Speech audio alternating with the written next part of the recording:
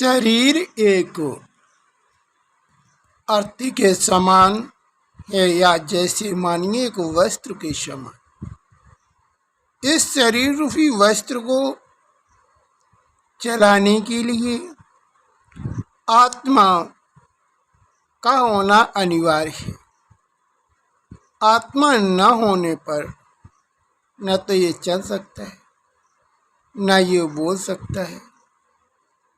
तो वास्तव के इस शरीर के लिए महत्वपूर्ण और चेतना लाने वाली एक शरीर की अंदर की एक आत्मा है। आत्मा भ्रुकुटी के मध्य में रहती है। आत्मा 3 स्टेजों में कार्य करती है: मन, बुद्धि और संस्कार। मन द्वारा विवेचना करती है, बुद्धि द्वारा निर्णय लेती है, संस्कार अच्छा करेंगे तो अच्छे संस्कार बनेंगे, बुरा करेंगे तो बुरे संस्कार बनेंगे। इन्हीं संस्कारों का भोग मनुष्य अपने जीवन में दुख और सुख में भोगता है। इन्हीं संस्कारों को परिवर्तन करने के लिए मनुष्य परमात्मा की शरण में जाता है। परमात्मा की शरण जाने में वो अपनी मन की शुद्धिकरण करता है। मन जब उस परमात्मा की भक्ति में लीन होता है तो मन के बुरे विचार निकलते हैं, इसलिए परमात्मा की शरण में जाता है। आत्मा मनुष्य के मस्तिष्क के बीच में निवास करती है। यहाँ से ही शरीर का संचालन करती है। आत्मा इस शरीर का संचालन करती है। संचालन इस शरीर को कार्य व्यवहार, सोचने का काम, आगे विवेक से किसी चीज बनाने का काम, हर व्यवस्था इस आत्मा के द्वारा होती है। शरीर तो सिर्फ आत्मा के निर्देश का पालन करती है। ये आत्मा द्वारा ही इस शरीर का संचालन होता है। आंखों से देखती, कानों से सुनती और अपने विवेक से विचार करती है। आत्मा एक शरीर के लिए शक्तिवान है। मन जो है इस शरीर का एक निर्देशन देने वाला है। मन दिशाएं देता रहता है। मन को अच्छे और बुरे से कोई लेना देना नहीं होता। मन सिर्फ दिशा को देता है। उसे दिशा देने का कार्य ही मन का होता है। और जो है बुद्धि इन दिशाओं को परिवर्तन करने के कार्य करती है। गलत सही को बुद्धि निर्णय देती रहती है। गलत मनुष्य जीवन के लिए दुखों का कारण होता है, इसलिए कभी मनुष्य गलती और विचारों की तरफ नहीं जाना चाहिए। यही तुम्हारे जीवन में एक दुखों का कारण बनते हैं। इनसे तुम्हें निवारण होने के लिए अपने संस्कारों का परिवर्तन करना है। संस्कारों का परिवर्तन करने के लिए संस्कार का अर्थ क्या होता है? संस्कार कहते किसे हैं?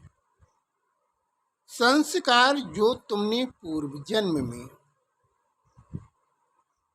लोगों के साथ अच्छा व्यवहार किया, वो आज मित्र और आपके सहयोगी बन जाते हैं।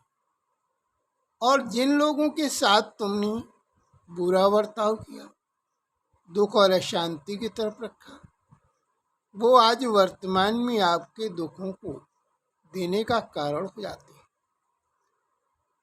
तो यही हमारे जीवन में हमारे कर्म के अनुसार ही दुख और सुखों का आना होता है। इसलिए हमें अपने संस्कारों का परिवर्तन करना चाहिए।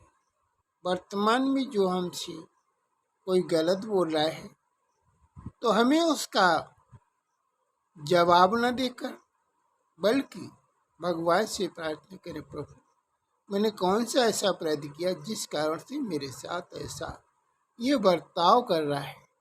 ऐसा यदि तुमने करना प्रारंभ किया तो तुम्हारे आगे वाले के विचार भी बदल जाएंगे और वैमनस्यता आपकी मित्रता में परिवर्तित हो जाएगी।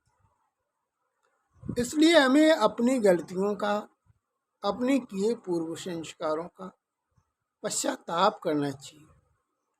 पश्चाताप करने से वर्तमान में विवाद और समस्याएं नहीं आएंगी। इन समस्या और विवाद से निवारण करने के लिए ही मानव भगवान को याद करता, पूजा याचना करता है।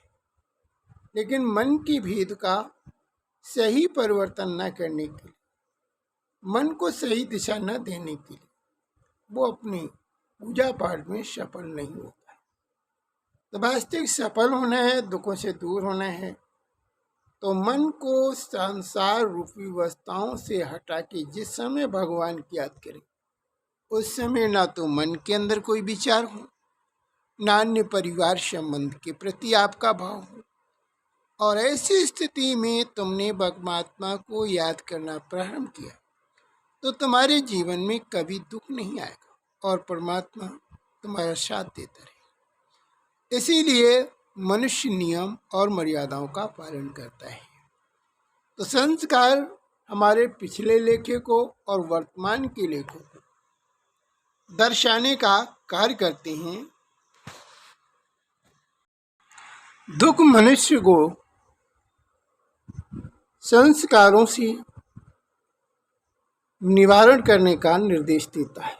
हर दुख, हर परेशानी से हमें अपने जीवन को परिवर्तन करना चाहिए। अपने जीवन के सुधार के लिए अपने खान पीन और नियमों का पालन करना चाहिए, तो तुम्हारे जीवन में कभी ऐसे दिनों का सामना नहीं करना। दुखों को दूर करने के लिए, आपको इससे अधिक जानकारी प्राप्त करने के लिए परमपिता परमात्मा शिव विद्यालय, शिवधाम, पाली रोड, वर्तना द्वारा आपको हर समस्या का सुन लेने का अर्थ प्राप्त होगा। यदि फोन से भी जानकारी लेना चाहते हैं तो 97 19 52 29 87 से आप अपनी समस्याओं का हल के बारे में भी जान सकते हैं और अपने जीवन में खुशहाली लाने का मार्ग भी तय कर सकते हैं। इस प्रकार से तुम अपने जीवन में इन सारी व्यवस्थाओं का परिवर्तन कर सकते हैं। यह हमारे आश्रम का चित्र है। आप यहाँ आकर अपने जीवन का परिवर्तन कर सकते हैं।